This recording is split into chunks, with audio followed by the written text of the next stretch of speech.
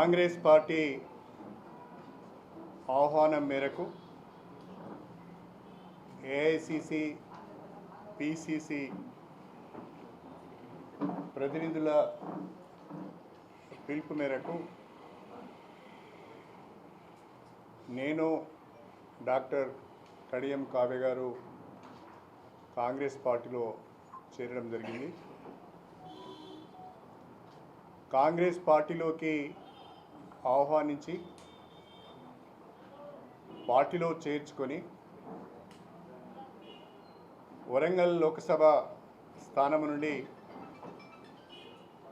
పోటీ చేసే అవకాశం కల్పించిన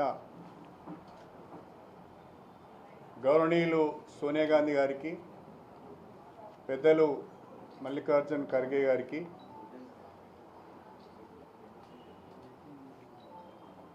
రాహుల్ గాంధీ గారికి, మన రాష్ట్ర ముఖ్యమంత్రి పిసిసి అధ్యక్షులు రేవంత్ రెడ్డి గారికి, party general secretary Deepa Das Munshi గారికి,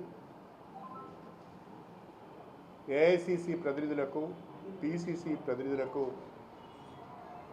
అందరికీ కూడా హృదయపూర్వకమైన కృతజ్ఞతలు తెలియజేసుకుంటున్నాను. మా పైన నమ్మకం ఉంచి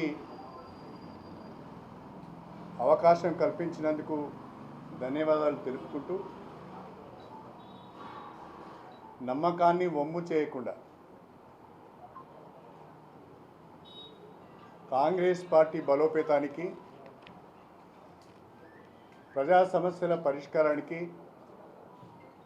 ఉమ్మడి వరంగల్ జిల్లా అభివృద్ధికి మాకు వచ్చిన ఈ అవకాశాన్ని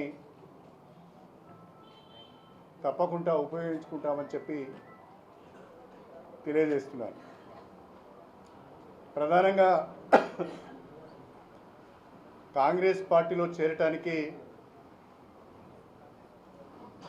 అనేక కారణాలు ఉన్నాయి. అందులో ప్రధానమైనది గత 10 సంవత్సరాలుగా కేంద్రంలో నరేంద్ర మోడీ ప్రభుత్వం ప్రజాస్వామ్య వ్యవస్థలన్నింటినీ కూడా నాశనం చేస్తున్నది. రాజ్యాంగ వ్యవస్థలన్నింటినీ కూడా గుప్పిట్లో పెట్టుకొని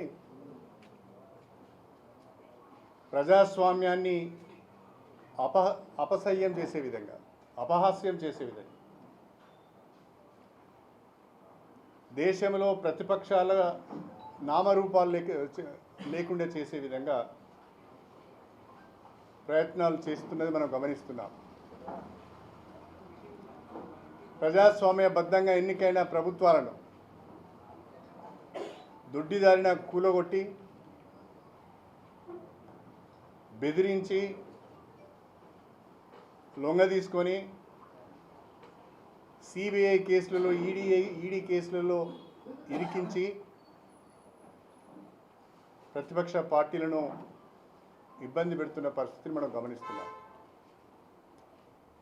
ప్రతిపక్షంలో ఉన్నప్పుడు ఒక నిందితుడుగా ఉన్న వ్యక్తి భారతీయ జనతా పార్టీలో చేరగానే పునీతుడు అయిపోతున్నాడు. అతనిపైన ఏ రకమైన చర్యలు తీసుకోవడం లేదు. ఒకవేళ కేసులున్నా వాయిదా వేస్తున్నారు. అంతేకాకుండా భారతదేశంలో ఉన్న ముస్లిం మైనారిటీస్కు భద్రత లేదు.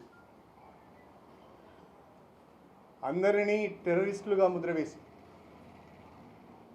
అందరినీ పాకిస్తాన్ మద్దతుదారులుగా ముద్రవేసి,